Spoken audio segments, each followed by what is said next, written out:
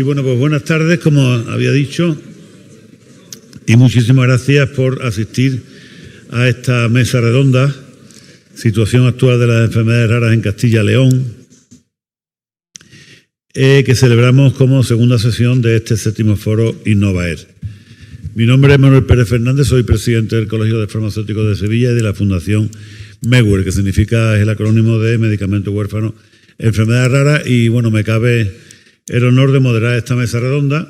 Quiero dar las gracias al Colegio de Farmacéuticos de Soria por su amable invitación a realizar este foro Innovaer aquí en Soria, y para nosotros es un placer estar aquí, porque como hemos comentado esta mañana, pues celebrar un foro de este tipo en una provincia como esta, en una ciudad como esta, aumenta muchísimo el conocimiento, la eficacia, la eficiencia de este tipo de acontecimientos, porque en una ciudad más grande se diluye todo y no llega la información a la sociedad en general. Esta mañana hemos tenido varias entrevistas con varios medios de comunicación, cosa que es un poco impensable haciéndolo en otro tipo de provincias, así que estamos encantados de estar aquí. Bueno, no me voy a alargar mucho, solamente quiero, aparte de agradeceros de nuevo que estéis aquí, presentar a los ponentes.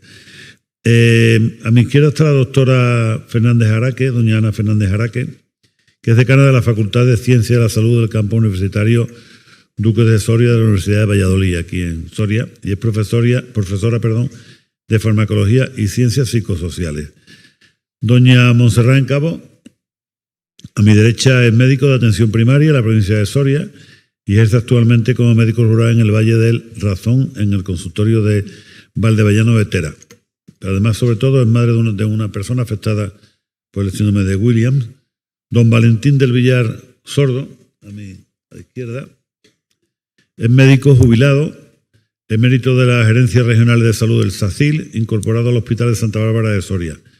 Director actual de 3 tesis doctorales y asesor imparte cursos por su competencia a demanda. Fue jefe de servicio de medicina interna y catedrático de patología médica de la Universidad de Valladolid. Tiene numerosas publicaciones, comunicaciones y un gran número de tesis doctorales dirigidas. Don Borja Romero González, doctor en psicología en la esquina de la mesa, por la Universidad de Granada, y es profesor contratado, doctor del Departamento de Psicología en el Campus Duque de Soria, y es miembro de la Unidad de Investigación Social en Salud y Enfermedades Raras en el Grupo de Investigación de la Universidad de Valladolid. Y estamos esperando, porque viene de Burgos, al profesor don Juan Romay Coca, profesor del Departamento de Sociología y Trabajo Social de la Universidad de Valladolid y coordinador de la Unidad de Investigación Social en Salud y Enfermedades Raras. Vamos a dar comienzo a la primera intervención, que es doña Ana Fernández Araque. Vamos a 15-20 minutos, le avisaremos cuando esté a punto de cumplirse el tiempo, y al final pues pasaremos un turno de palabra, coloquio, para que todos ustedes puedan preguntar aquellas cuestiones que más interés les susciten o sencillamente que de alguna manera u otra pues quieran conocer. Así que cuando quiera, doña Ana, tiene usted la palabra. Mejor desde aquí porque ahí tenía que haber puesto un... Vale, pues mejor. Buenas tardes, y como decana de la Facultad de Ciencias de la Salud, dar la bienvenida a todos, sobre todo a nivel institucional, agradecer la invitación del presidente de Soria, Javier Alonso, por estar hoy aquí, y sobre todo visibilizar también a la Facultad de Ciencias de la Salud, a los estudiantes de enfermería y fisioterapia, que el día de mañana tanto van a estar en contacto con muchísimos tipos de pacientes, entre ellos los pacientes que tienen enfermedades raras. Fíjense, los profesionales de la salud somos competentes en distintas materias, y me encanta que se nos tenga en cuenta en jornadas como estas y muchas más que pueden venir con los colegios de farmacéuticos, porque yo doy prescripción enfermera, sobre todo los de segundo. ¿Estáis por ahí? Os tengo hartos de la prescripción enfermera, ¿verdad? Bien, le doy toda la legislación, todo lo que, bueno, en comunidades autónomas. Esta mañana decía el ponente, como bien ha dicho, que hay años luz entre unas comunidades y otras. Efectivamente, entre Andalucía y Castilla y León hay años luz en cuanto a prescripción y recomendaciones de productos sanitarios. La última ley nos permite recomendar y prescribir productos para heridas crónicas, productos para fármacos hipertensivos crónicos, pero en Castilla y León no nos dejan, no. En otras comunidades sí se está haciendo. Pues eso hay que trabajarlo, porque ahí estamos. En realidad, al final nos firman 20 recetas, ahora no, que son electrónicas, y se las dábamos al paciente. Pues es lo mismo, pero un poquito más legalizado. Hay otros aspectos que no, que yo sigo en que para eso está ahí la medicina. Creo que la multidisciplinariedad es fundamental en ciencias de la salud. Creo firmemente que enfermería, fisio y todas las ramas de la salud que no sean medicina, psicología, terapia ocupacional, odontoestomatología, farmacología, debemos de ir unidos porque no podemos hacer nada. Yo trabajo en un grupo de investigación con bioquímicos y biólogos. Yo sin ellos nada y ellos sin mí, porque empezaron a trabajar para ver la influencia genética de determinados fármacos. Y yo les pregunté, ¿y habéis estudiado la adherencia terapéutica? Porque a lo mejor le estáis extrayendo ADN a un paciente que toma opiáceos y resulta que no tiene una adherencia terapéutica idónea, que no se está tomando correctamente la medicación y estáis dando por sentado que sí. Anda, ¿para eso servir el enfermero? Pues son cosas y aspectos que multidisciplinariamente ahí estamos. Y creo que hay que luchar por estar unidos, aprender nosotros de otras disciplinas, que aprendemos mucho, y al contrario, nutrirnos. Y esa es la realidad. Hoy en día dirigimos muchas tesis. Aquí en la Facultad de Ciencias de la Salud se están dirigiendo 10 tesis. La estamos dirigiendo a enfermeras, bioquímicos, fisiólogos, de todo tipo, salud pública, epidemiólogos. ¿Por qué? Porque es bueno, y es bueno ver distintos campos y nutrirnos y aprender los unos de los otros. Dicho esto, porque es que veis que me gusta que seamos multidisciplinares, sí que voy a centrar un poco en que la habilidad de enfermería y fisioterapia para implicarse en los cuidados de los pacientes y familia se adquiere con el tiempo, con la formación, con la experiencia. Somos profesionales formados en el trato humano, pero no se nos forman para enfermedades raras. Seamos sinceros, no se nos forman. Yo, cuando me dijeron de participar, que fue el jueves pasado, imaginaros, dije, voy a investigar qué hay de enfermedades raras relacionadas con mi área, ¿no? Con enfermería. Encontré nada o muy poco. Y dije, pero bueno, a partir de que una persona tiene un diagnóstico de enfermedad rara, hay que intentar utilizar todos los recursos y herramientas que le permitan afrontar esta incidencia en sus vidas. Sería deseable, fíjense, asignar una enfermera a cada paciente que ha sido diagnosticado en este tipo de enfermedades, de control, seguimiento, en la ayuda domiciliaria. Y si requieren de ayuda fisioterapéutica, ni les cuento. Porque son profesionales que poseen habilidades específicas y que están dirigidas a proporcionar cuidados expertos e incluso formarse de una forma específica. Quizás no nos forman. Para ser realmente una enfermedad rara, ya sabemos que tiene que ser una minoritaria, como nos decía Juan esta mañana en su explicación, y al explorar que publicaciones recientes y no tan recientes sobre la formación y actuación en ciencias de la salud, sobre todo en enfermería, en enfermedades raras, he encontrado estudios más internacionales que nacionales. Nacionales apenas hay, sobre la implicación, el protocolo y los cuidados de enfermería en personas que padecen enfermedades raras. He encontrado algunos internacionalmente, el último publicado en Polonia en 2020, titulado Estudio de evaluación de necesidades de educación de enfermedades raras para enfermeras y estudiantes de enfermería en Polonia, para enfermeras terminadas y estudiantes de enfermería en Polonia. Aquí en España, uno de los últimos estudios que se realizó, exactamente fue publicado en 2006, eran sobre necesidades de la formación en enfermedades raras en atención primaria, tanto en médicos como en enfermeros. Y la conclusión de este estudio publicado es que los profesionales entrevistados creen suficiente la formación de pregrado y desestiman la formación de posgrado por innecesaria y poco factible. Esto relacionado con enfermedades raras. Esto es importante. Y además, la búsqueda de información activa se hace principalmente hoy en día a través de Internet. Por eso esta mañana cuando han dicho, es que en Internet tienen que buscar en páginas fiables, en páginas que tengan información. Es que hoy en día los profesionales, tanto de medicina como de enfermería, donde más buscan cómo actuar con pacientes que tienen enfermedades raras es a través de la red, es a través de Internet. Y es la mejor forma para obtener información que optimice sus criterios de derivación. Y en esa línea, el Sistema de Información de Enfermedades Raras en español, el SIERE, está en línea con sus demandas informativas. A mí esto me ha dado mucho que pensar y la verdad es que pienso que hay que trabajar mucho. Y desde nosotros, una autocrítica, quizás desde pregrado. Tanto las enfermeras como los estudiantes de enfermería y fisioterapeuta mostramos un conocimiento insuficiente, según estos estudios, con las enfermedades raras, aunque el nivel de competencia de las primeras es muchos aspectos superior de forma estadísticamente significativa.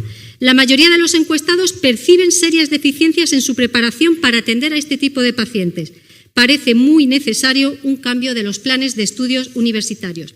En nuestra facultad hay una profesora que ha estudiado con una enfermedad rara, McArdle, es profesora titular de esta facultad y ha trabajado con enfermos que tienen esta enfermedad a través del ejercicio físico y biomarcadores de las enfermedades, con lo cual ya tenemos a alguien que nos ayuda y que nos puede orientar a hacer proyectos de investigación y a colaborar en la mejora de estos cuidados.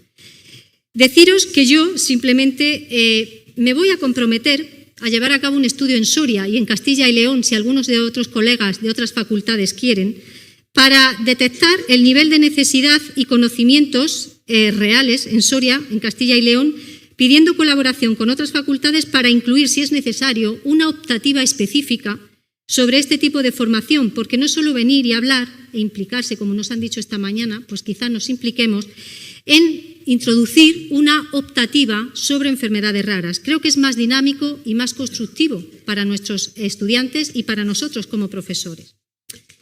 Para ir finalizando, puesto que no me voy a enrollar mucho, también he visto que hay algunas herramientas que se utilizan en las que incluso hay diagnósticos de enfermedades raras, en las que se meten los diagnósticos y los síntomas de los pacientes y que en cuestión de horas te dicen un diagnóstico probable de enfermedad rara. Cuidado con esas herramientas, cuidado con esas apps, porque nos pueden llevar a confusión y a creer que tenemos un diagnóstico cuando no lo tenemos. Es importante acudir a los profesionales sanitarios. A todos ustedes decirle que vamos realmente a ver las necesidades de nuestros estudiantes, yo desde el campo de la educación, como comprenderán, para ver realmente la necesidad que hay de formar más en pregrado de enfermedades raras, de cuidados y protocolos para atender a este tipo de pacientes y, sobre todo, inculcar a los estudiantes ese gusanillo de que no todos son las grandes enfermedades crónicas y agudas y que hay muchos pacientes que, aunque sean una minoría, están ahí y hay que atenderlos en igualdad de condiciones. Muchas gracias y espero que vean ustedes en algún foro que les envíe los resultados del estudio. Muchas gracias.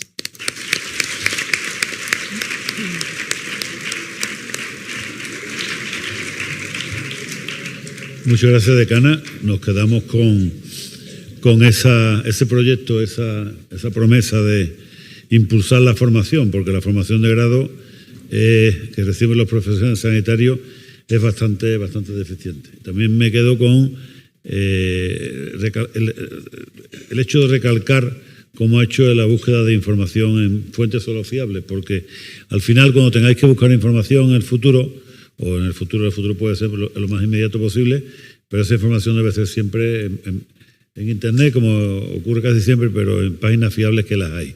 Y rechazar todo lo que no sea una página que no nos dé una información acertada sobre lo que son las enfermedades raras y su problemática. Bueno, pues en segundo lugar, también dándole las gracias a la decana por ajustarse perfectamente al tiempo, va a intervenir doña Montserrat Encabo Franco. Tiene la palabra. Vale, gracias.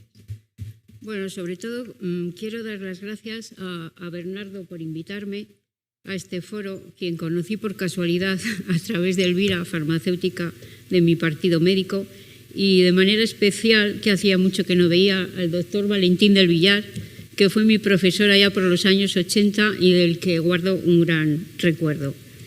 Voy a aportaros mi experiencia profesional y personal. Mi profesión es médico de atención primaria en el Centro de Salud de Soria Rural, pero sobre todo soy madre de una niña con síndrome de Williams. Esto es un caso cada 30.000 habitantes. Estuve muchos años que me sentía incapaz de hablar con nadie, y menos en público, de la enfermedad de mi hija. En realidad solo lo sabía su pediatra, su colegio y los familiares más cercanos. Creo que es una reacción normal hasta que vas asumiendo dicho problema. Por hablar un poquito de esta enfermedad, el síndrome de Williams consiste en una alteración genética en el cromosoma 7, en el que hay una pequeña pérdida del gen y provoca una disminución de elastina que conlleva un déficit psicomotor de distintos grados, con alteraciones de la personalidad, del lenguaje, cardiopatías y características faciales con unos rasgos determinados.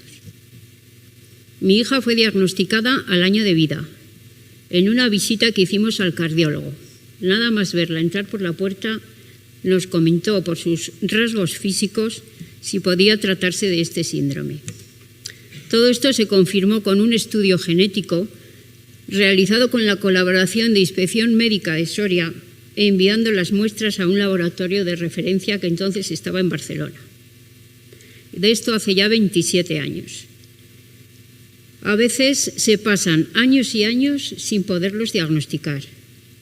Debemos tener esperanza que los diagnósticos sean cada vez más precoces, como hemos dicho esta mañana. Personalmente, cuando se recibe esta noticia, se genera una gran preocupación y un desconcierto que afecta a toda la familia. Te cambia la vida social, profesional y familiar. Es como empezar de cero otra vez. Yo no sabía ni de lo que me estaban hablando, ni lo había oído en mi vida este síndrome. Ni siquiera su pediatra sabía en qué consistía. Primero lo niegas, porque es que no lo asumes. No puedes creer que esto te esté pasando a ti. Después te culpabilizas pensando que he hecho mal para que me toque a mí.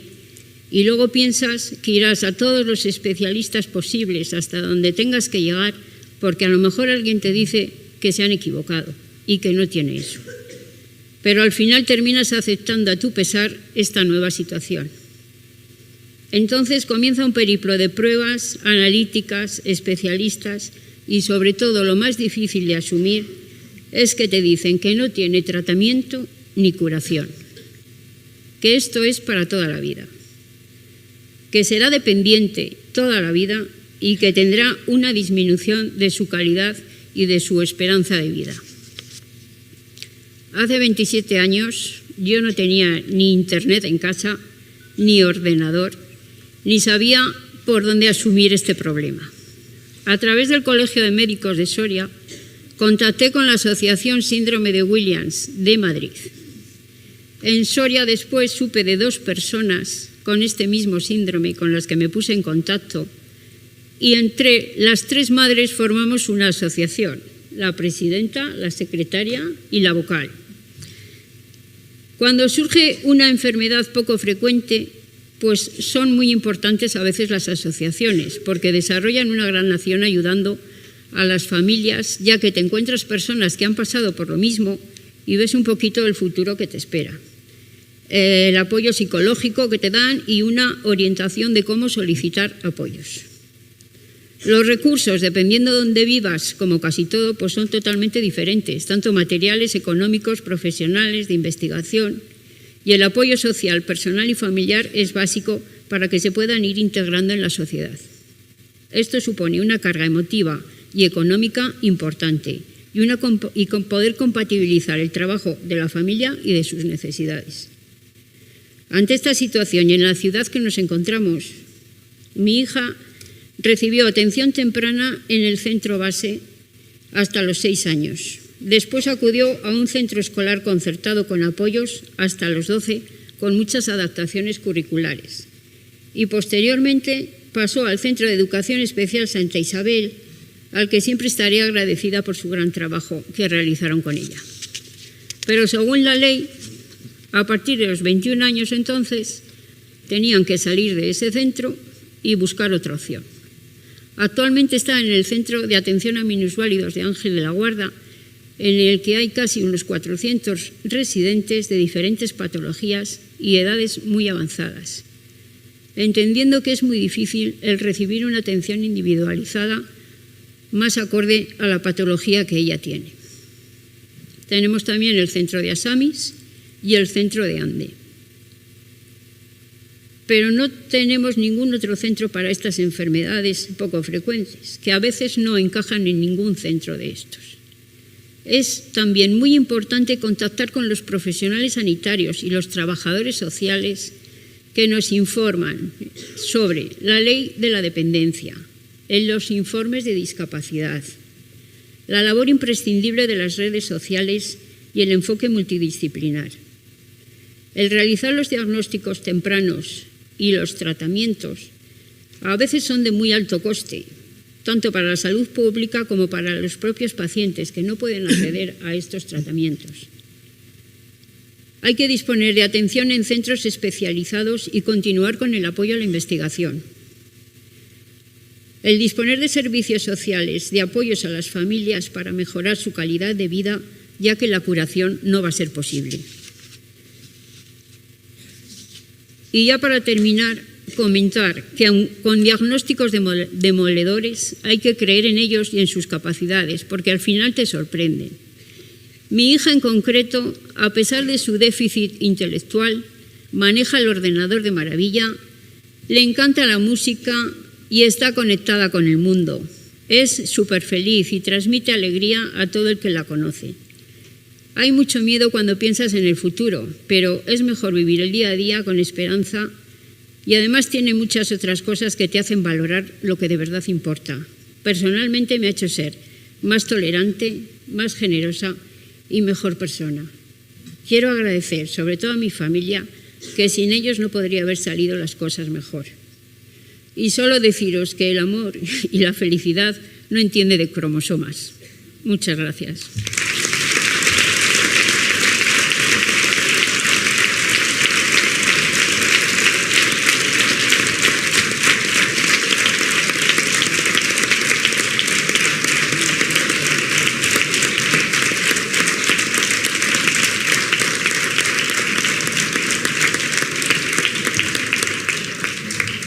Muchas gracias, doctor Ancabo, por su testimonio, sobre todo por la forma de contárnoslo, ¿no? Por la forma de dar ese testimonio. Al principio de la intervención dijo algo muy importante, y es que el médico que atendió a su hija por primera vez, hace 27 años, cuando la vio entrar por la puerta, sabía el diagnóstico de la enfermedad. Eso es porque el médico sabía lo que estaba viendo, y eso es formación. Antes aludía... la decana aludía a la formación de los profesionales. La formación es fundamental, porque por muy claro que sean los síntomas, si el clínico no sabe qué es lo que está viendo, no lo va a ver. Entonces es importantísima esa formación. Muchísimas gracias, como digo, por su testimonio y también, por supuesto, por la lección que nos ha dado de vida y de fe y de esperanza. Bueno, pues en tercer lugar va a intervenir don Valentín del Villar Sordo, que nos acabamos de enterar que fue profesor de la doctora Ancabo, así que con esta alumna tan magnífica el profesor también tiene que hacerlo, así que cuando quiera, doctor Villar. Bueno, pues en primer lugar quiero darles mi más sincero agradecimiento, por supuesto a todos los asistentes y también a todos los organizadores de este evento, ¿no? Fíjense que les presento esta exposición, naturalmente haciendo hincapié precisamente en primer lugar en una enfermedad que naturalmente la asistimos, se llama María, y tiene una distrofia miotónica, una distrofia muscular miotónica, una enfermedad de Steiner. También quiero mostrar con estas,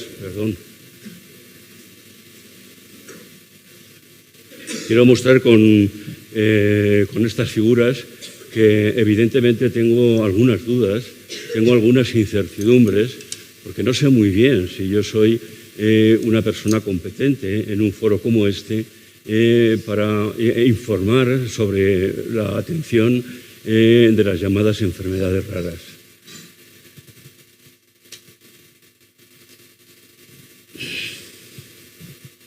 Oye. Bueno, nosotros nos encontramos, como bien saben, en la provincia de Soria. Soria en este momento es el epicentro de la España deshabitada. Esta imagen que ven aquí es una imagen de un pueblo que se llama Navavecilla, un pueblo fantasmal que naturalmente entre sus habitantes no hay nadie habitante permanente y solamente 6 vienen en verano.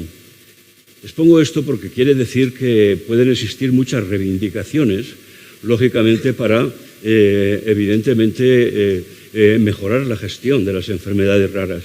Pero nosotros aquí partimos de que nuestra reivindicación en un principio, igual que otras muchas, es una reivindicación para el mejor manejo de estas enfermedades y la mejor gestión de la llamada España vaciada.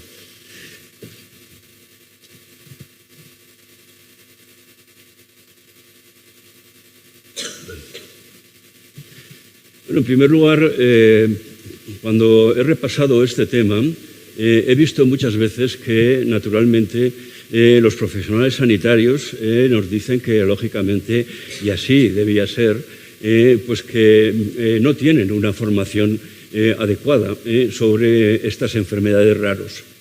Yo sí que quiero transmitirles que este conocimiento, lógicamente, va progresivamente en avance. Naturalmente, requiere un esfuerzo, una implicación que yo he seguido muchas veces, como es, por ejemplo, la propuesta de Cajal, donde la perseverancia constante permite, lógicamente, modular las capacidades. O bien, los consejos que dan otros importantes, ¿no?, como son los que están expuestos en el cuadro superior derecho. Naturalmente, nosotros vamos avanzando en todas estas cosas, lógicamente, ¿gracias a qué? Pues gracias a muchas cosas, ¿no? Gracias, en primer lugar, a que vamos haciendo investigación, se está produciendo investigación cada vez más importante y, por decirlo de una manera sencilla, y con esta diapositiva, la investigación es una curiosidad organizada. Fíjense, yo soy un gran defensor también de lo que se conoce con el nombre de la autosuperación personal profesional. Es decir, en este momento estamos asistiendo a la posibilidad de realizar medicina, enfermería, fisioterapia basada en la evidencia. En este momento tenemos bases de datos que naturalmente son fácilmente accesibles y que tratan de estas enfermedades. Y en este momento los tratados ya informan de prácticamente todas estas enfermedades. Miren, si yo me tengo que presentar, lógicamente, de alguna manera, yo les diré que he sido durante muchísimos años un médico especialista en medicina interna. He sido una persona docente, he realizado también investigación, y he sido, como les he dicho anteriormente, un defensor personal que ha recorrido España divulgándolo, de la autosuperación profesional constante y de la medicina basada en la evidencia. Nuestra asistencia se ha basado esencialmente en adultos, generalmente en medicina interna, igual o superiores a 15 años. Naturalmente hemos atendido enfermedades raras en adultos, ¿no? No tenemos experiencia básicamente en enfermedades raras infantiles o de neonatos, pero sí en consultas frecuentes sobre estos casos diagnosticados de enfermedades raras, ya sean infantiles o neonatales, cuando ya se van haciendo adultos. Quiero informarles, naturalmente no voy a hacer hincapié en los conceptos, quiero informarles para que sepan que las especialidades, o sobre todo para los alumnos, las enfermedades raras son de baja prevalencia, son de alta gravedad, son de curso crónico, el 80% son de origen genético, hay escasa disponibilidad de medicación, hay en muchas de ellas una ausencia de terapias, tienen una alta mortalidad, determinan una fuerte carga económica, familiar y problemas educativos, requieren un cuidado constante, hay muchas veces un largo periodo de tiempo sin diagnóstico y sin tratamiento adecuado y causan un 35% de muertes en personas menores de 1 año y el 12% entre 5 y 15 años aproximadamente, ¿no? Quiero resaltar también algunos aspectos que se deben de tener en cuenta siempre en la asistencia de estas enfermedades raras, que son también conocidas como enfermedades huérfanas, ya que con frecuencia carecen de medicación, de estudios y de tratamientos. Fíjense, hay que tener en cuenta a la hora de abordarlas bajo el punto de vista sanitario y asistencial que generan en su entorno y en su familia frustración, sufrimiento, exclusión y marginación. Y naturalmente todo esto nos lleva a la gran necesidad que tenemos en estos momentos de ampliar la investigación, de ampliar el apoyo social y el apoyo psicológico y de conocer que hoy día todavía la industria farmacéutica no le interesa o no tiene un interés aparente por el desarrollo de estas medicaciones, no es una prioridad para ella, lógicamente porque son muy pocos casos, según dicen ellos, y posiblemente económicamente no les sea rentable. Fíjense, nosotros en Soria, haciendo yo en mi casa ya jubilado un repaso de las enfermedades raras que hemos podido atender, directa o indirectamente, pues aquí les pongo un listado, no se preocupen que no se lo voy a leer, de un sinfín de enfermedades raras que hemos tenido, vamos a decir, la oportunidad de atender, ¿no? Les quiero decir, antes de empezar a mostrarles algunas características, no de todas, sino de algunas enfermedades raras, les quiero decir que aquí en Soria tenemos la experiencia, y yo personalmente también, de lo que llamamos el síndrome tóxico. No quiero que pase esto desapercibido. El síndrome tóxico comenzó en Soria el 22 de mayo de 1981. En la residencia, que entonces se llamaba Residencia Sanitaria de la Seguridad Social, donde yo era el jefe de servicio, tuvimos el primer ingreso, ¿no? Naturalmente, esta residencia hoy se llama Hospital Santa Bárbara.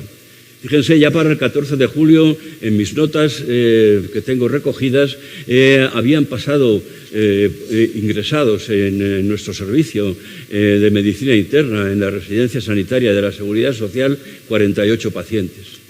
Fíjense la distorsión, que en principio la llamaron neumonía atípica. Después nos dijeron que era infecciosa. Después dijeron que era tóxica. Después le colocaron el nombre de síndrome tóxico. Después ya, definitivamente, le colocaron el nombre de síndrome tóxico por una ingesta de aceite de colza, por una ingesta, en definitiva, de aceite contaminado con aceite de colza. Esa distribución y venta de este aceite contaminado mezclado con aceite de colza se hizo esencialmente en este pueblo, en Bocigas de Perales, aquí en Soria. Siguiendo con la temática, una de las enfermedades que hemos asistido es la llamada microlitiasis alveolar. Esta enfermedad, no quiero hacer insistencia, simplemente contarles un poco en lo que consiste. Existe simplemente una existencia de pequeños micronódulos entre 0,01 y a 3 milímetros de diámetro de microlitos, en definitiva de piedritas, de calcosferitas, que naturalmente están formados por sulfato cálcico. Es una enfermedad que en este momento se conocen aproximadamente 600 casos y que naturalmente tiene un carácter familiar. Tenemos también el síndrome de Asperger, ¿no? Síndrome de Asperger, que naturalmente es un trastorno generalizado del espectro autista. Fíjense que esta patología, sus propios descriptores, Hans Asperger, la denominaron psicopatía artística, ¿no? Es una enfermedad también rara. Y fíjense que el paciente que nosotros conocemos tenía una enorme afición y además era un excelente fotógrafo, sobre todo para pájaros, y se iba al pantano, donde allí pasaba incluso la noche para en el amanecer hacer las radiografías de las aves que más les interesaban. Hemos podido observar también una distrofia muscular facioescapular y humeral, la enfermedad de Landucci de Hennig. Yo todo esto lo tengo habitualmente en diapositivas que como ya empiezan a no estar disponibles o no poder proyectarlas, pues he bajado esta imagen de internet. O sea que esto no es el enfermo, aunque de espaldas es prácticamente semejante. Es una enfermedad rara, que naturalmente tiene una prevalencia aproximada de 1 cada 20.000 personas, genética y autosómica dominante. Tenemos también el llamado síndrome de Brugada, precisamente de los hermanos Brugada, yo conocía a alguno, y que es el llamado síndrome, y este síndrome que naturalmente es un síndrome que lógicamente tiene un alto riesgo de muerte súbita. Es un trastorno además genético, es un trastorno autosómico dominante, es un trastorno con una expresión variable, y en el electrocardiograma se puede ver, bueno, no vamos a comentarlo, estos signos que bajo el punto de vista científico son bastante característicos. Tenemos también la enfermedad de Huntington. Aquí yo tuve la oportunidad desgraciada de ver a una persona de aquí, de un pueblo de Soria. La enfermedad de Huntington es una enfermedad también que dentro de la población caucásica se sitúa entre un caso cada 10.000 a un caso cada 20.000 habitantes. Naturalmente los movimientos raros, como quien tira piedras, etcétera, es el signo definitorio, se llama corea. Y naturalmente aquí les he puesto, por si alguno quiere después analizar un poco esta presentación que pongo a su disposición, unas imágenes donde se pueden ver las regiones significativas corregidas por errores matriciales que se presentan en la resonancia nuclear magnética coloreadas en verde. Tenemos la importante enfermedad que aquí en Soria hemos venido asistiendo durante muchos años, que es la esclerosis múltiple. La esclerosis múltiple que lógicamente tiene una incidencia bajísima. Puede haber aproximadamente en España unos 60 casos por 100.000 habitantes, es decir, 6 por 10.000, y su incidencia es aproximadamente de un caso cada 100.000 habitantes, es decir, que ocurra uno cada 100.000 habitantes en nuestro entorno. Naturalmente, dentro de esta enfermedad que cursa progresivamente hacia la muerte sin tratamiento, con deficiencias lógicamente motoras progresivas de no poder moverse, pero conservando naturalmente la conciencia y conservando otras razones, imagínense, pues es una enfermedad que en el TAC puede ser detectada por determinados puntos que coinciden con la lesión, lógicamente, de la vía piramidal, ¿no? En definitiva, de la cola de la vía piramidal. Miren,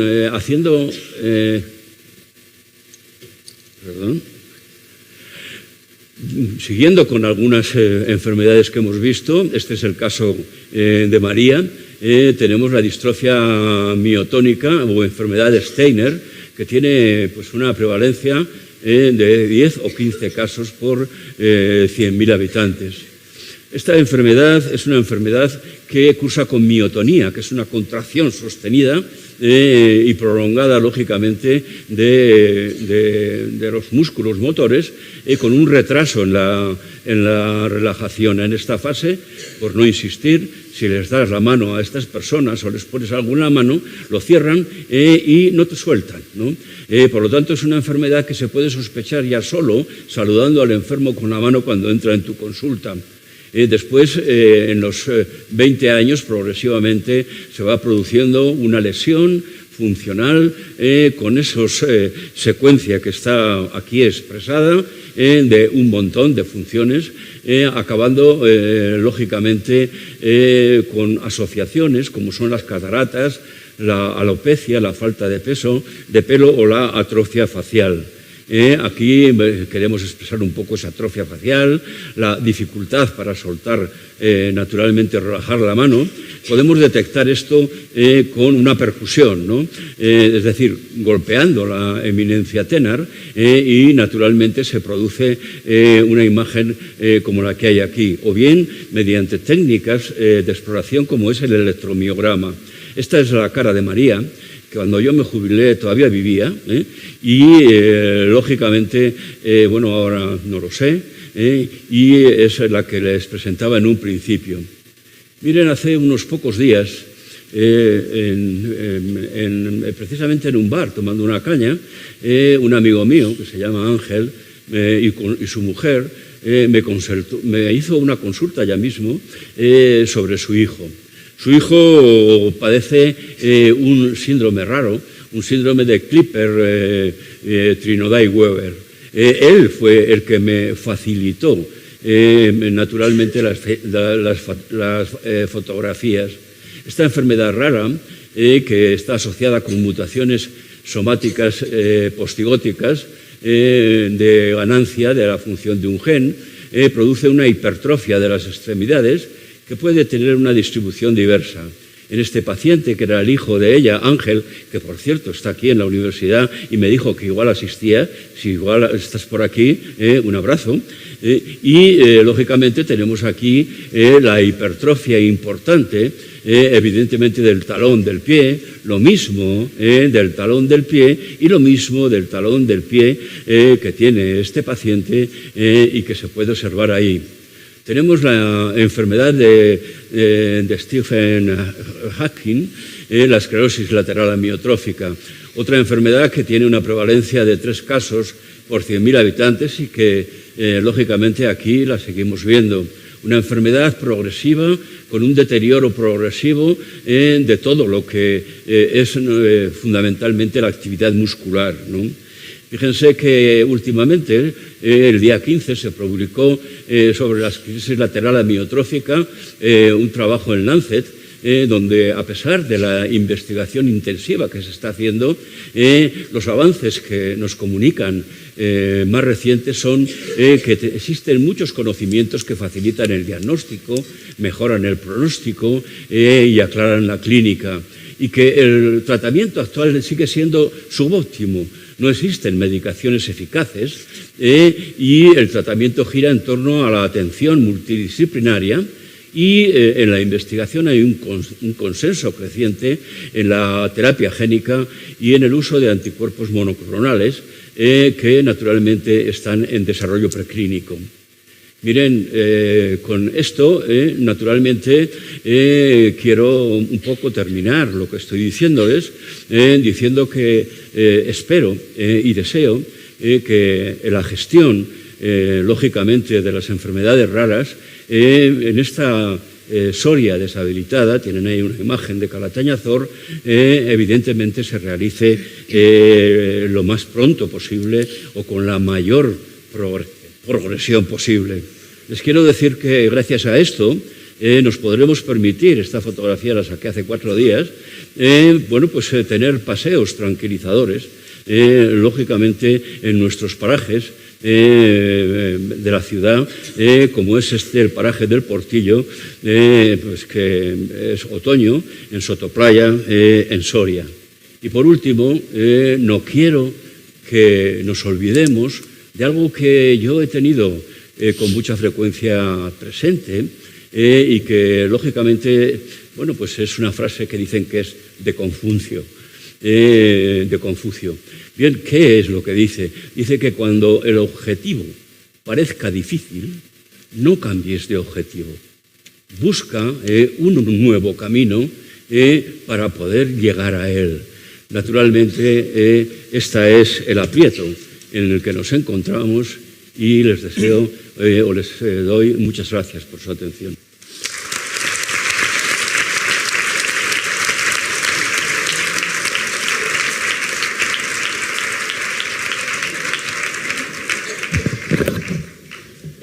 Muchísimas gracias, doctor Villar. La verdad es que iniciaba usted su presentación diciendo que no sabía si era competente y yo creo que ha quedado demostrado que sí, que lo es. Totalmente competente. Pues muchas gracias por su ponencia tan didáctica y sobre todo tan documentada. Ha hecho también usted referencia al síndrome tóxico. El síndrome tóxico está en el inicio de la investigación de las enfermedades raras en España porque como consecuencia del síndrome tóxico se creó el denominado CISAT. El CISAT, después se añadió toda la investigación sobre enfermedades raras, de ahí nació el CISATER, que es el Centro de Investigación sobre el Síndrome de Aceite Tóxico y Enfermedades Raras, que terminó desembocando en el Instituto de Investigación de Enfermedades Raras, que, dependiendo del Carlos III, es quien lleva ahora toda la información y toda la investigación sobre enfermedades raras. Así que muchísimas gracias. Doctor Villar, tiene a continuación la palabra don Borja Romero González.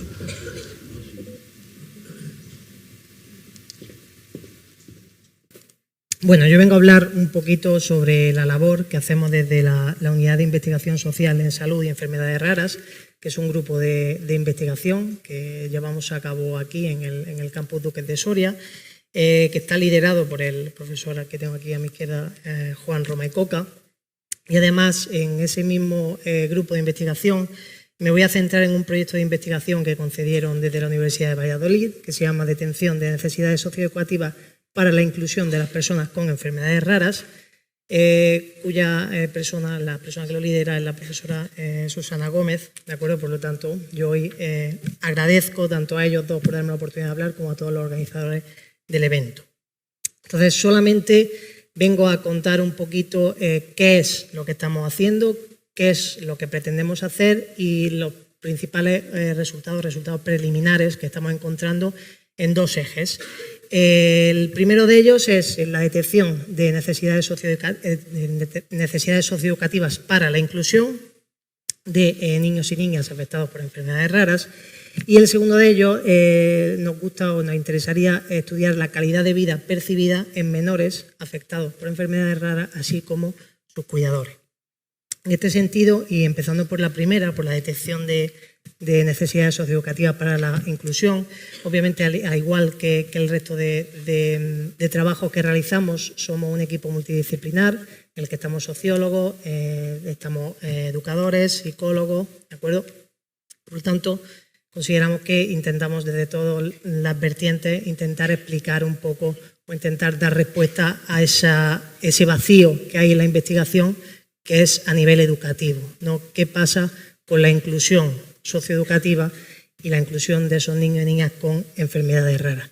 Nuestro principal objetivo, por tanto, es contribuir a conocer y comprender las percepciones que tiene la familia, los cuidadores, y conocer las percepciones que tienen los afectados por enfermedades raras.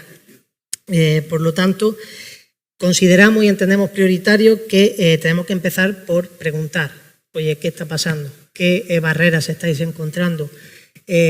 ¿Consideráis que en vuestro entorno próximo hay algo que esté fallando, hay algo que se pueda mejorar? A partir de ahí, lo que buscamos es intentar entenderlos. El primer estudio que yo voy a presentar parte de la necesidad de entender la inclusión educativa como algo más amplio, no solamente que sea el niño o la niña afectado el que tenga que entrar en el colegio, sino que sea toda la institución y todo el colegio o esa educación la que se adapte, la que permita al dar una respuesta a la diversidad.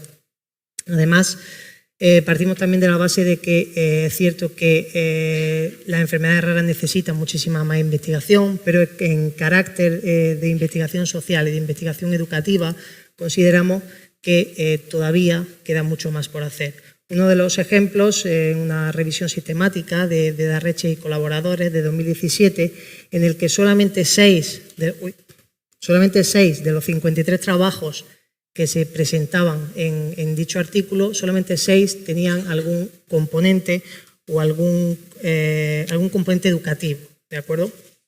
Por lo tanto, hay todavía mucho por hacer. Tenemos que tener en cuenta, para entender un poco lo que es ese problema en la inclusión, tenemos que tener en cuenta que muchas de las enfermedades raras tienen su inicio en la edad pediátrica, antes de los 2 años, y que tienen un gran impacto en la salud, no solamente a nivel educativo, sino que obviamente si empezamos ya desde el primer momento en ese gran impacto que tienen en la salud, va a tener una serie de repercusiones en carácter de materia social, afectiva, educativa y del desarrollo integral como persona. Eso, a su vez, cuando ese niño o esa niña tiene que entrar o debe entrar al colegio, va a llevar asociado unos problemas de aprendizaje académicos que en muchos casos también puedan derivar en problemas de comportamiento. Todo unido, al final lo que consigue es impedir esa inclusión, ¿no? Que es precisamente por lo que nosotros abogamos y por lo que queremos conseguir.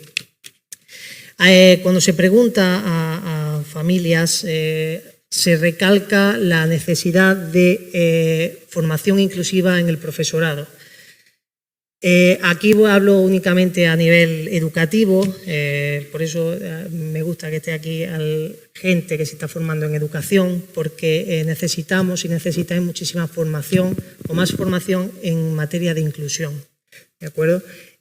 Otra de las quejas o de las barreras que se encuentran puede ser la de la falta de recursos a nivel educativo y luego a nivel social, las percepciones, las actitudes y las creencias que tenemos como sociedad hacia determinados colectivos o hacia determinadas enfermedades. ¿De acuerdo?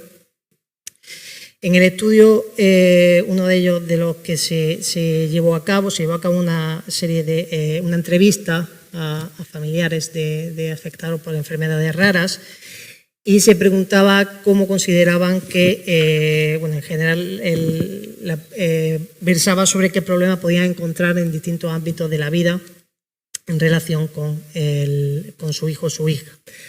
Se intentó extraer una serie de términos clave que se repetían a lo largo de todas las entrevistas y encontrábamos que, por ejemplo, encontraban una serie de barreras a nivel físicas, de arquitectónicos, barreras a nivel sanitario, de participación.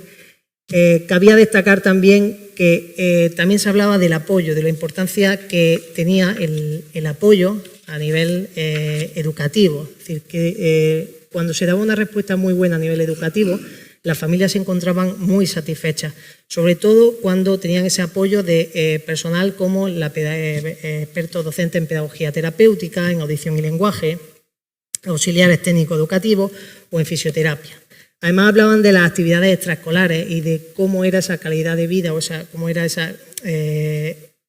intentaban que fuese esa inclusión fuera de ese colegio, y estaban muy satisfechos también con las tareas de rehabilitación, de refuerzo académico, ¿de acuerdo? Con la terapia ocupacional. Sin embargo, a veces esta propia actividad extraescolar demasiado centrada se podía considerar o se podía interpretar como un factor limitante, ya que también podía ser una barrera, ¿no? para incluir a ese niño o a esa niña en una vida social y extraacadémica. ¿De acuerdo? Es algo que comentaban y que se extraía de las distintas entrevistas.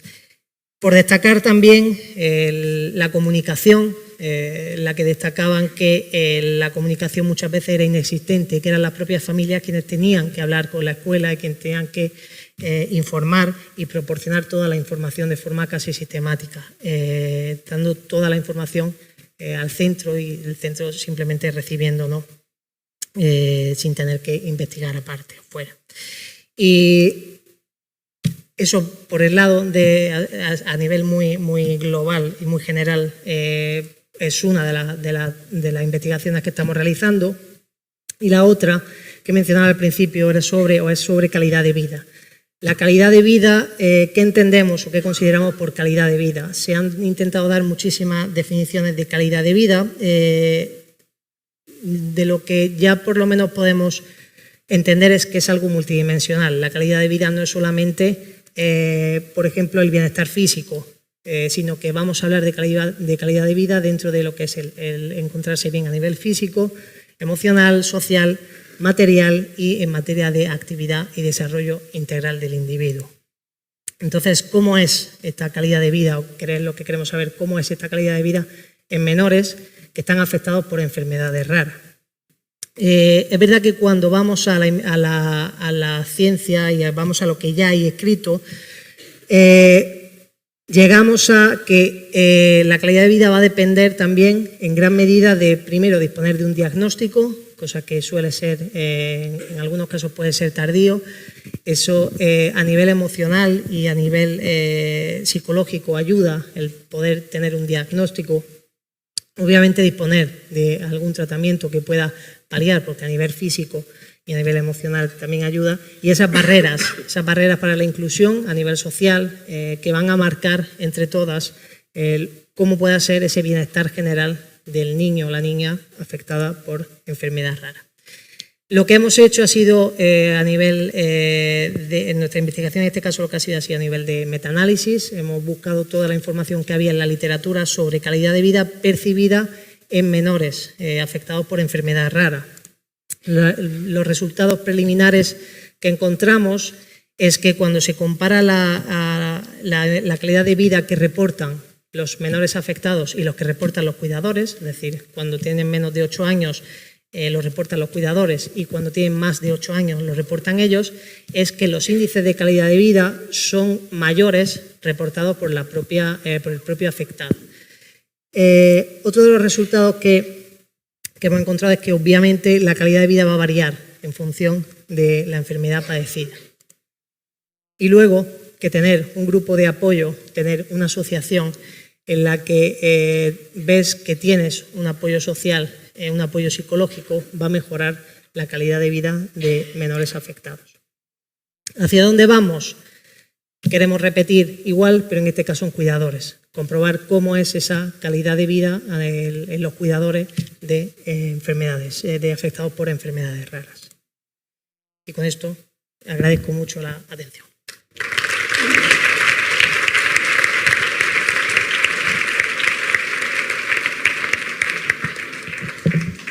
Muchísimas gracias, Borja, por este enfoque del tema de las enfermedades raras.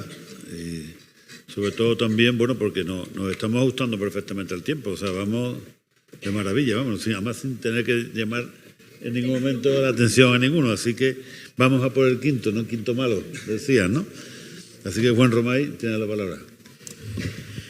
Bien, buenas tardes. Muchas gracias a la Fundación Meuer, muchas gracias al Colegio de Farmacia por permitirme estar aquí, por organizarlo aquí y gracias particularmente a Monse por su testimonio y ya para acabar, dos gracias más. Una por permitirme llegar un poco de manera apresurada porque estuvimos Susana y yo esta mañana en el centro de referencia presentando una investigación que estamos llevando a cabo con ellos, con el Centro de Referencia Estatal en Enfermedades Raras. Por eso Aitor, que fue invitado, no pudo estar, el director del centro.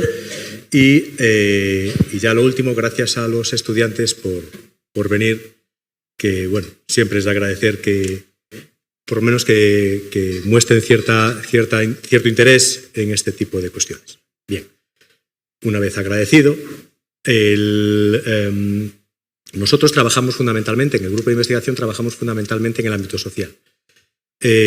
Como bien dijo Borja, estamos psicólogos, estamos pedagogos, o personas vinculadas al mundo de la educación, fundamentalmente del Departamento de Pedagogía, sociólogos, trabajadores sociales y de personas vinculadas al derecho.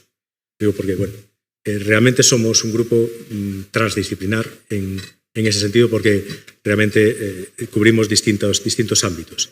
Las enfermedades raras, habéis visto que son un verdadero problema. En un artículo todavía no está publicado, lo he revisado para una revista, habla incluso de 7.000 y pico ya, y cuando empezamos con esto hace 4 años eran 1.000 menos. Con lo cual, bueno, pues realmente el incremento de afecciones detectadas es notable. Esto supone evidentemente un reto por muchas razones. Un reto médico, por supuesto, un reto para todas las biociencias, las sanitarias o no sanitarias, pero desde el ámbito social un reto muchísimo mayor. ¿Por qué? Porque, como también comentaba mi compañero Borja, hay muchísimo desconocimiento. Y este desconocimiento afecta a las familias en su día a día, porque este desconocimiento, repito, no solo tiene que ver con una cuestión meramente científica, que también, sino un desconocimiento social. Pensad por un momento que dentro del marco grande que ya he dicho, se habla de entre 6.000 y 8.000 enfermedades raras, están las enfermedades no diagnosticadas. Existen unas enfermedades que se sabe que son enfermedades, pero todavía no tienen diagnóstico. No se ha logrado secuenciar, pese a que incluso a nivel europeo se está haciendo proyectos de secuenciación, pues hay todavía un porcentaje muy grande de afecciones que todavía no están pudiendo ser detectadas ni determinadas, y entonces esto supone pues una situación de ignorancia, de desconocimiento muy grande. Las personas, las familias, están en una situación de incertidumbre muy grande, no saben qué sucede, y se habla incluso del periplo diagnóstico, que este puede llegar a 10 o incluso más años. sin saber qué está sucediendo. Esto, por suerte, este periplo diagnóstico en los últimos años se ha reducido y esto realmente es francamente maravilloso. Pero es verdad que todavía existe este problema. En el ámbito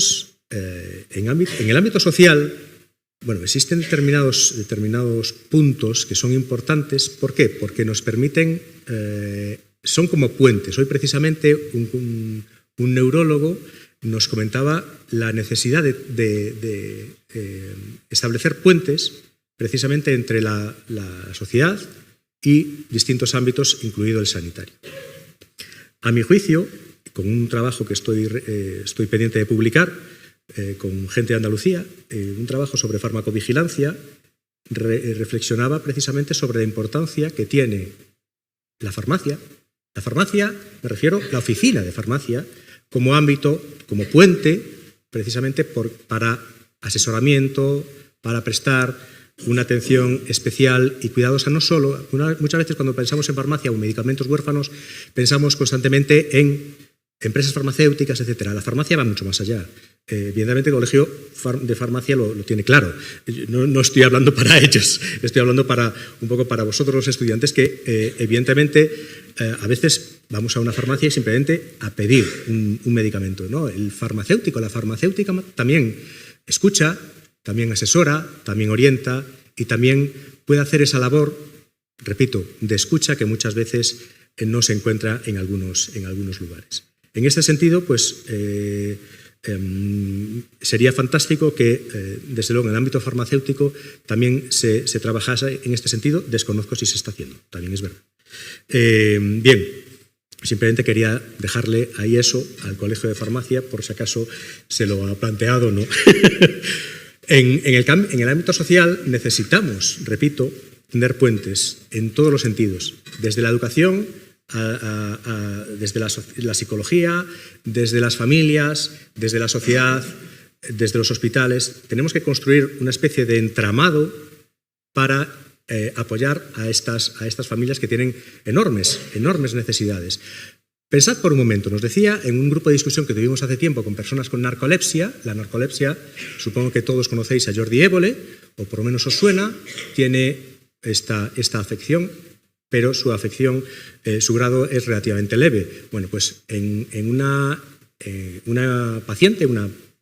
madre, nos hablaba de su hija paciente que a veces de repente se entraba en una situación de cataplegia, es decir, se quedaba dormida, su cuerpo no atendía y, claro, vivía en una ciudad altamente peatonalizada. Todos estamos con el tema de la humanización de las ciudades, ¿verdad? Claro, bueno, pues esta persona, precisamente debido a que está en una ciudad altamente humanizada, tiene un problema muy serio cuando esto le sucede a su hija. Porque su hija, además, muchas veces las personas con narcolepsia tienen un desarrollo mayor. La tiene que llevar a cuestas. Esto supone un verdadero problema para esta persona. Bien, esto es lo que quiero decir, que a veces hay ámbitos que se salen estrictamente, cuando vamos a enfermedades raras siempre pensamos en lo médico y se salen del ámbito médico pues constantemente, porque afecta a la vida familiar, a la vida personal y además llega incluso a generar autoexclusión. En la sociedad a veces puede ser muy carnicera, puedes excluir mucho. ¿Cómo me defiendo? No saliendo de casa. Y esto sucede en muchas afecciones. El ámbito educativo, desde luego, tiene un reto enorme para, de nuevo, escucha, comprensión, darse cuenta que la disostosis cleidotraneal, por poner un ejemplo, que implica que en muchos casos la clavícula no se desarrolla. Bueno, pues cuando estás haciendo educación física, docente, debes tener en cuenta este aspecto y a lo mejor no le mandes, como nos decía una madre, no le mandes a mi hijo colgarse de las espalderas. ¿Por qué? Porque va a tener un problema, no tiene clavícula.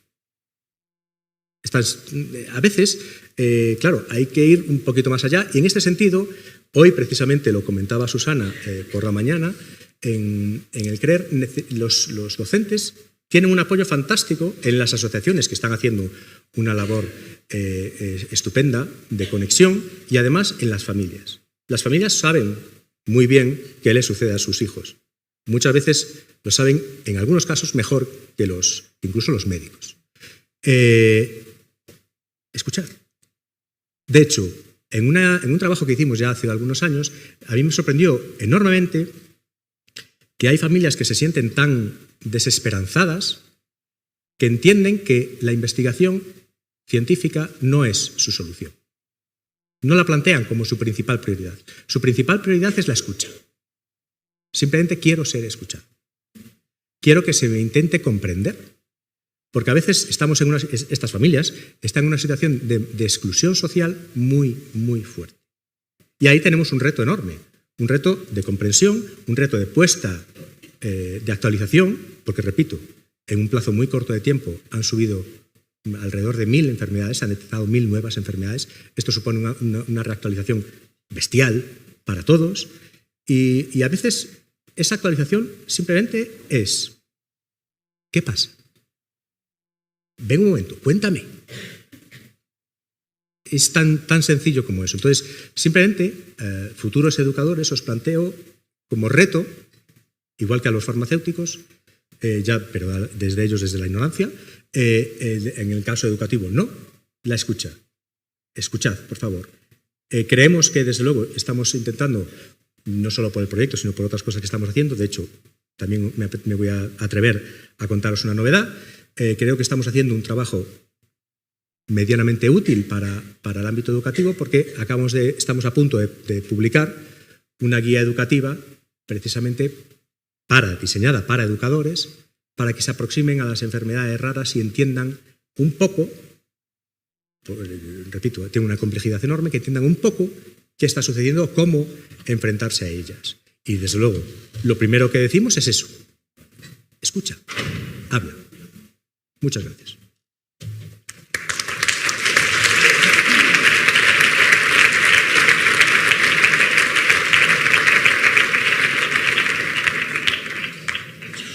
Pues muchas gracias, Juan Romay. Tengo que deciros que esta es la mesa redonda más fácil que he moderado en mi vida, porque nos hemos ajustado perfectamente al tiempo, no ha habido que llamarle la atención a nadie y todo perfecto. Con respecto a lo que acaba de decir, casi al final, don Juan Romay, bueno, aparte de darle las gracias por su trabajo, por esas guías que esperamos de una forma bastante interesada, esta mañana les hablaba del vídeo que habíamos hecho de Playa y Montaña de la Fundación Meuer, y esta tarde le quiero recomendar una película. La pueden buscar también en los buscadores, porque se ve perfectamente.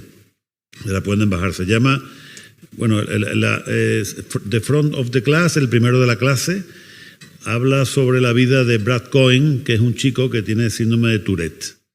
Yo les invito a que la vean, porque el chico llega al colegio con su síndrome de Tourette, con su sintomatología, con la emisión de sonidos inconexos, de movimientos tipo tics extraños, y al principio, bueno, pues toda la clase se ríe de él y no les voy a contar más nada, claro, evidentemente, si no les voy a contar la película. Pero la ven y ven al final qué es lo que pasa con esos tics, con esos ruidos que hace el amigo Brad Cohen, y creo que les va a gustar. Bueno, pues llegado a este punto, tienen ustedes la palabra. Abrimos un turno de coloquio. Nos habían comentado que algunos tenían que irse porque tenían ahora prácticas, pero tenemos tiempo para hacer preguntas de lo que dudas que hayan quedado, inquietudes, etcétera. Así que solamente hay que levantar la mano y iremos pasando el turno de palabra.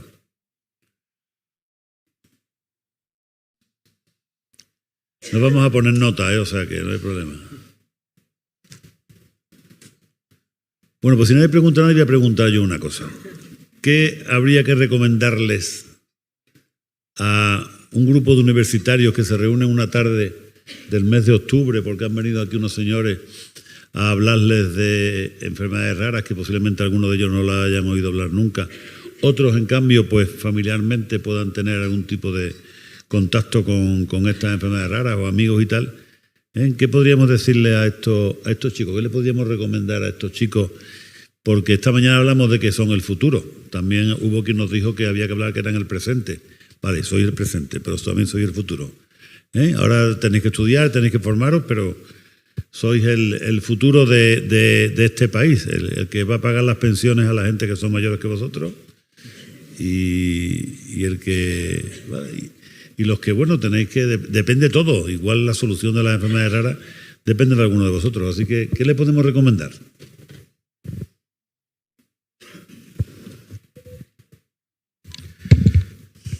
Bueno, pues a lo mejor quizá no soy muy apropiado para ello, pero después de tantos años de docencia, yo lo que he visto, yo he dado docencia en medicina, he dado docencia en fisioterapia, he dado docencia también en enfermería y bueno, pues las enfermedades raras no se explican. Evidentemente no entran en los apuntes, no entran en nada de ello, ¿no? En definitiva. Yo creo que esta orientación está equivocada, ¿no? Y que naturalmente hay que cambiarla, ¿no? Y lógicamente la gestión de estas enfermedades raras, sobre todo en la universidad, debe ser cambiada. ¿Cómo creo yo que debe ser cambiada? Yo creo que el profesor tiene una función muy importante, tiene sesiones clínicas, tiene clases que puede hacer presentaciones de casos, etcétera. Tiene internet, lógicamente, hoy día en las aulas, donde puede entrar y, naturalmente, ponerles a los alumnos en contacto con las bases de datos fundamentales. En la universidad tienen muchos, incluso en libros electrónicos, para que, bueno, pues insinuando una determinada enfermedad que ha sido presentada, hagan una búsqueda, naturalmente hagan un resumen de lo que es esa enfermedad, la problemática que creen que tiene, aunque sea algo que lógicamente después pueden entregar al profesor y puede ser un impulso lógicamente en la calificación del paciente, del alumno. Yo creo que la gestión debe de cambiarse de esta forma, ¿no?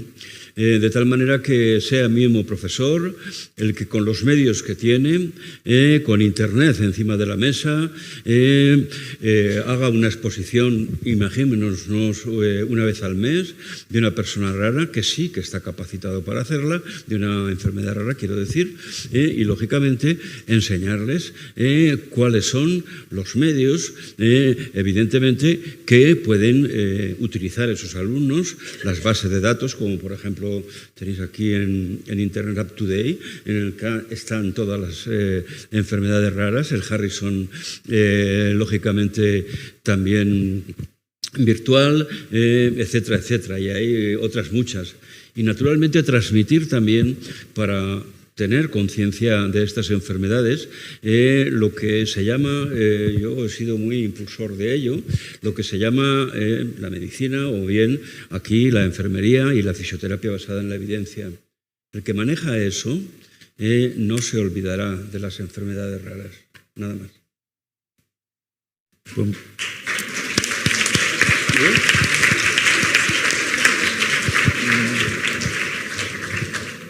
Pues muchas gracias, doctor Villar. ¿Preguntas? Sí, por favor. Aquí una señora nos quiere preguntar, la señorita.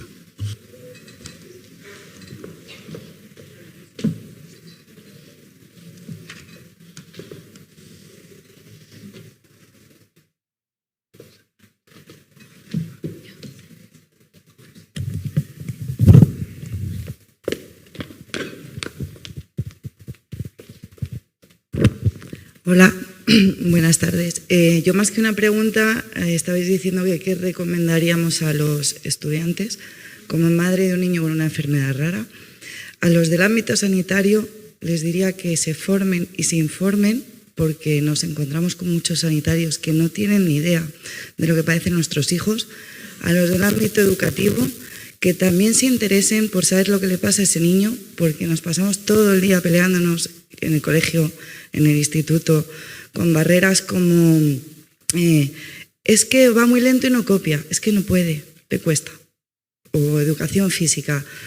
Mi hijo en concreto este año le han quitado una clase de educación física para ponerle la fisioterapia en el instituto y ayer me entero que le dice la profesora de educación física que como se salta una clase de educación física, él tiene que hacer un trabajo aparte. Ya está haciendo fisioterapia. Y sobre todo, eso como profesionales, pero que tengan en cuenta que el día de mañana pueden ser ellos los padres de niños con enfermedades raras. Entonces, que lo tengan en cuenta, que se informen que existen y que hay que ayudar, escuchar y no poner trabas. Simplemente eso.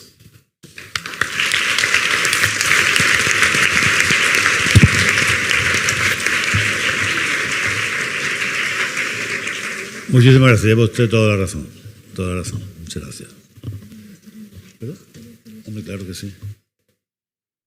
Yo sí que me gustaría decirle a los estudiantes, no solo de Ciencias de la Salud, también de Educación, que han venido, que realmente estos foros, estas jornadas, que a veces nos cuesta que vengan y le tenemos que decir, es cierto que coincide con horarios de clase, también los profesores han hecho un esfuerzo porque estuvieran aquí quitando algunas clases, dejando venir y demás. Y creo que es función nuestra el facilitarles que vengan, porque no sé si lo veis, me dirijo a los estudiantes, pero muchas veces en un foro así, en una jornada, en un simposium, aprendemos más que en una hora de clase teórica, que sí. ¿Por qué? Porque oímos a padres, porque vemos cómo profesionales de otros ámbitos, en este caso los colegios de farmacéuticos, fíjate, pues es que están aquí y nos están ayudando, enseñando, exponiendo. Vemos casos reales y esto es universidad también. La universidad no es un aula y una hora de teoría o una hora de práctica. La universidad es explorar más allá de las paredes de un aula. Es explorar fuera, no solo con internet, con artículos. Yo en algunas clases doy más artículos que teoría. La teoría ya se la saben, se la leen. Si no entienden algo, lo preguntan y ya está. Es otra cosa, y lo ha dicho muy bien el doctor Valentín del Villar. Entonces, realmente agradeceros que estéis, pero que, por favor, a otros compañeros que no han venido de otras titulaciones o los que compartís piso, residencia, amigos, decirles, si hay jornadas o foros, id, que quizá os lleváis una sorpresa y aprendéis mucho más que dentro de un aula. Gracias.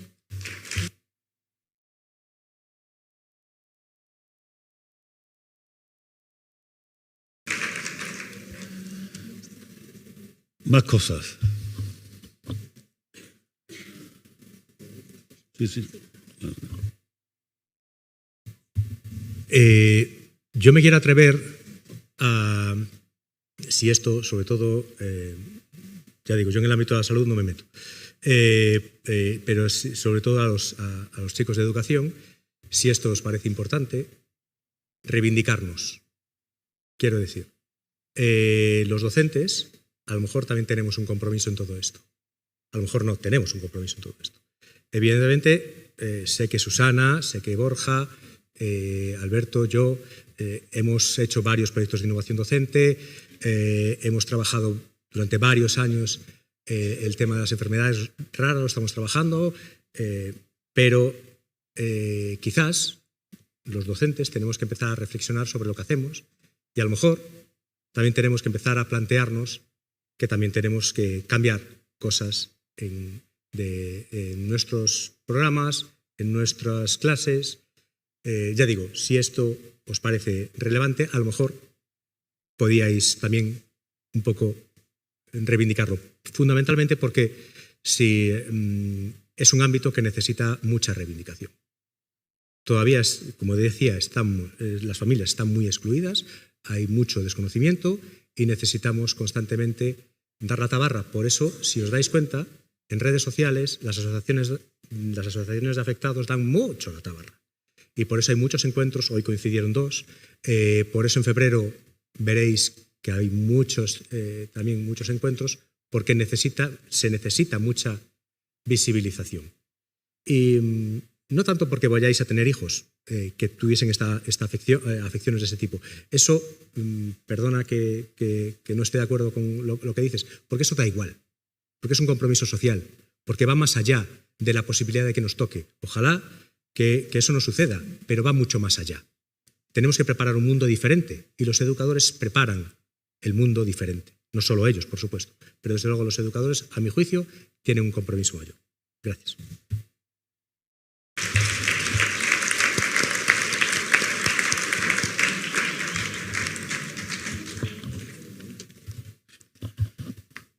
¿Alguna otra intervención? Si no, pasamos a dar una serie de mensajes finales, ¿no?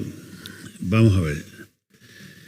Repasando lo que se ha hablado aquí en el día de hoy, al final casi lo ha resumido perfectamente Juan Romay. Hablamos de solidaridad.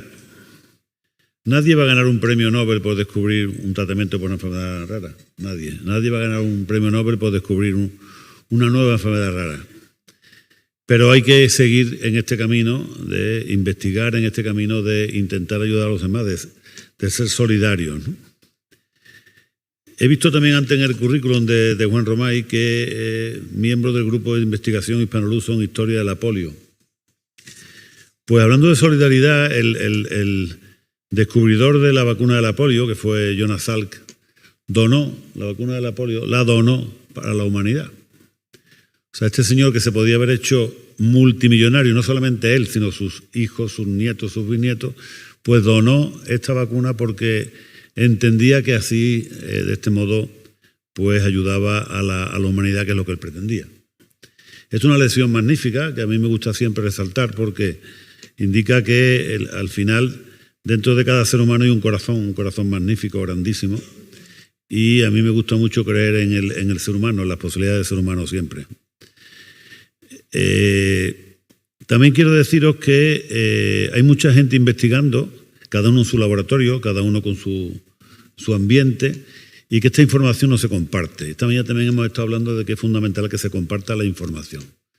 La información en sanidad, en salud, en medicamentos, en terapias, es fundamental que se comparta. Y hay unas palabras, una frase que dice el doctor Ispizúa, farmacéutico, dice que es fundamental compartir la información, porque si no se hace, seguiremos curando ratones en los laboratorios, pero no personas.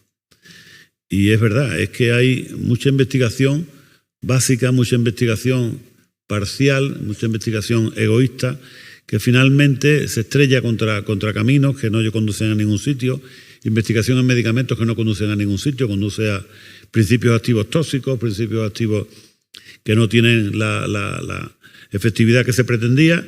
Y bueno, pues ese camino que ya se ha demostrado que es un camino que no conduce a nada, hay que compartirlo para que nadie más lo siga ese camino, sino que hay mucha gente siguiendo caminos que no conducen a ningún sitio y sobre todo dando vueltas alrededor, que es la peor forma de no avanzar, ¿no?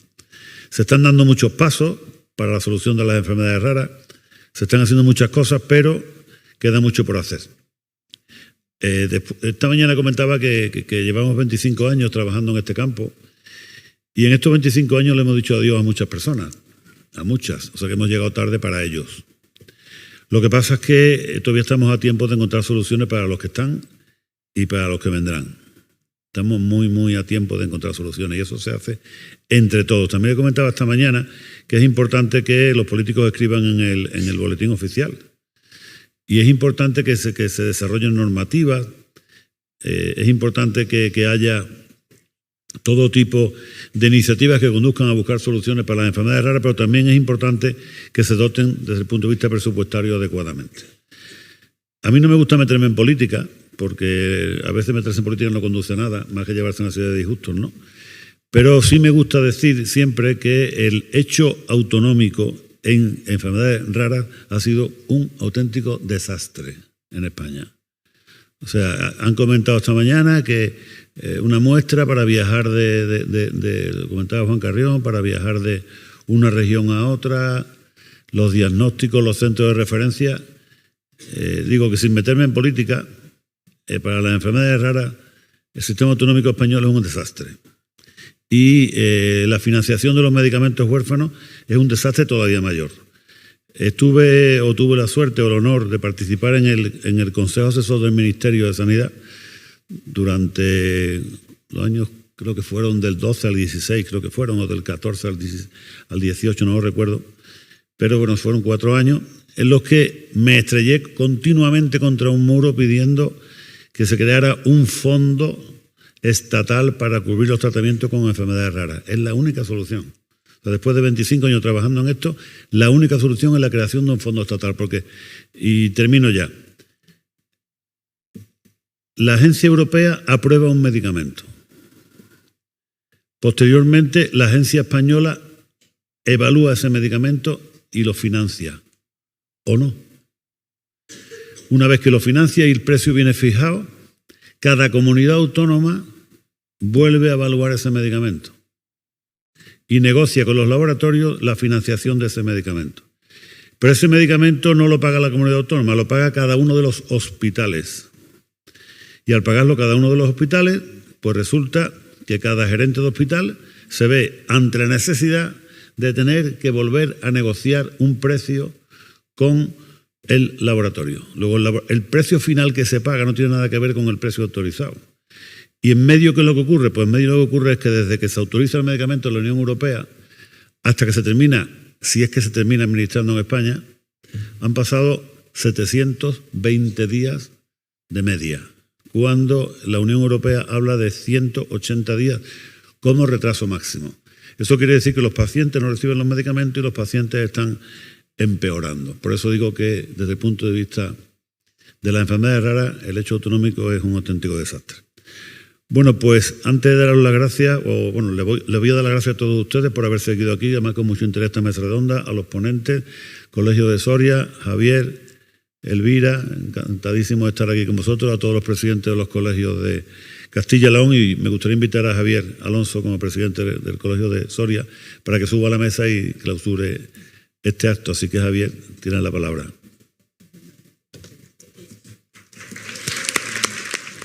Bueno, la verdad que muchas gracias, Mar, por esta oportunidad que no estaba planeado, así que no tengo nada previsto, pero lo que sí he podido ver durante esta mañana y durante todo este día, gracias a vosotros, a los alumnos, lo que se ha hecho, lo que se os ha explicado, lo que se ha visto, se ha calado, aunque sean algunos poquitos, eso va a seguir para adelante. Yo creo que es lo importante, ¿no?